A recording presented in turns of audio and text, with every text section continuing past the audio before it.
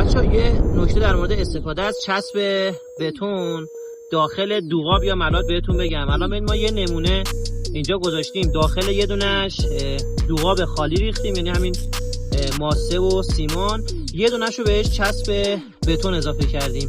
چسب بتون مقاومت کششی و خمشی خود ملات یا دوغاب بیشتر میکنه، چسبندگیش هم بیشتر میکنه، در مقابل رطوبت هم مقاومتش بیشتر. الان نگاه کنید یه حالت پلاستیکی یا عایق مانند روش تشکیل داده، ولی گیرایش اولیه‌شو خیلی کمتر میکنه. الان ببینید این بعد از 1 ساعت کاملا خشک شده، ببینید سفته.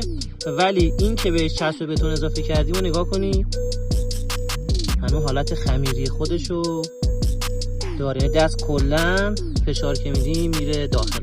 پس حواستون به این گیرایش اولیه‌اش باشه که اگر میخوایم برای حالا دوغاب کاشی استفاده کنید باید سرعت کارتون رو کمتر کنید.